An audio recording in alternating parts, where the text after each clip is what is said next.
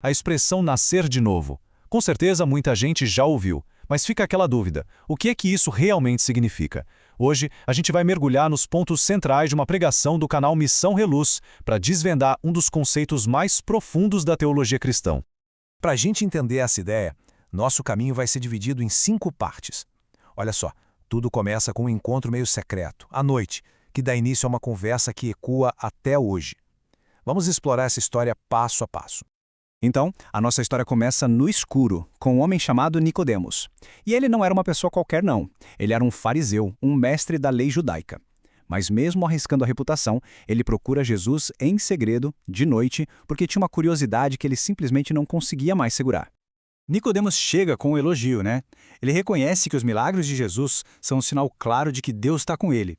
Ele meio que prepara o terreno para uma conversa mais profunda. Só que a resposta que ele recebe não é bem o que ele esperava.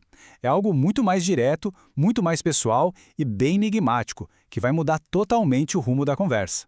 E aí Jesus responde direto e reto: aquele que não nascer de novo não pode ver o reino de Deus. Agora, imagina a confusão na cabeça de Nicodemos.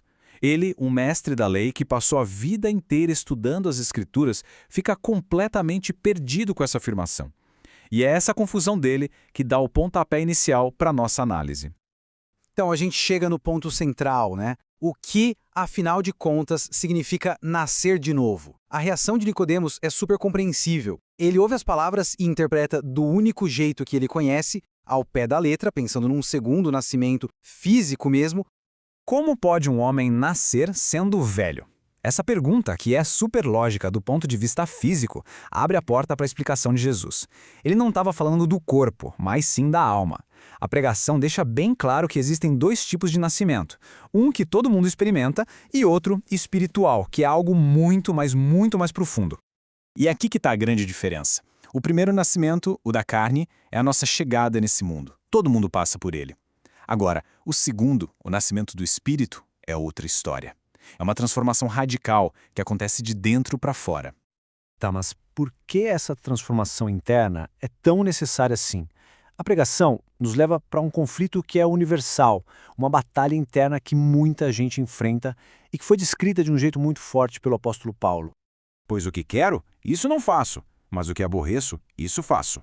Quem nunca se sentiu assim, né?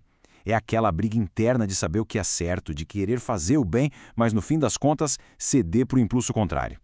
É aquela frustração de não conseguir ser a pessoa que se gostaria de ser. E aqui a gente entende de onde vem esse conflito. É uma batalha entre a nossa mente, a nossa consciência que concorda com o que é bom e o que a Bíblia chama de carne, sabe? Nossos impulsos, nossos desejos naturais que puxam para a satisfação imediata, muitas vezes contra o nosso próprio bom senso. Para descrever esse estado, a pregação usa uma metáfora muito poderosa: um coração de pedra.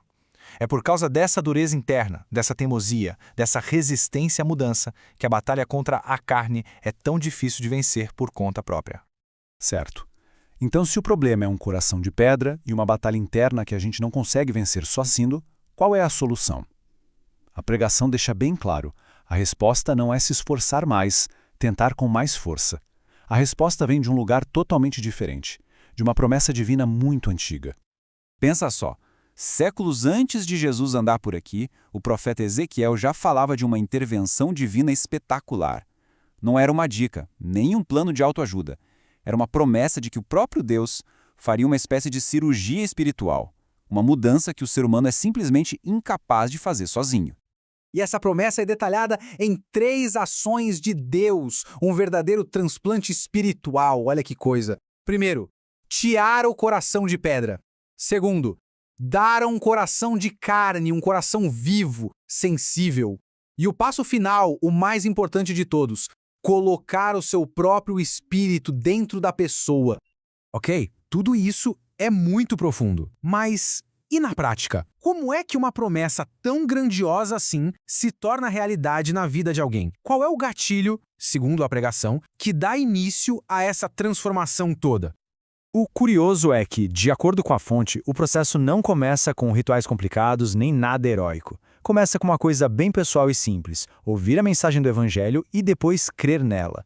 É esse ato de fé que ativa a promessa. E o resultado é ser selado pelo Espírito Santo, como se fosse uma marca, uma garantia divina de que a promessa foi cumprida. E qual é a consequência final desse novo nascimento? A pregação usa uma imagem muito forte. A pessoa se torna um templo de Deus. O corpo, que antes era o campo de batalha dos impulsos da carne, agora se torna a casa do próprio Espírito de Deus. A soberania de Gamas muda de mãos. Isso tudo nos deixa com uma pergunta final, uma imagem poderosa que veio da própria pregação. Se somos frágeis como vasos de barro, o que significa, na prática, carregar dentro da gente um tesouro tão divino, tão precioso e eterno? A resposta para essa pergunta talvez seja a essência de toda a jornada espiritual.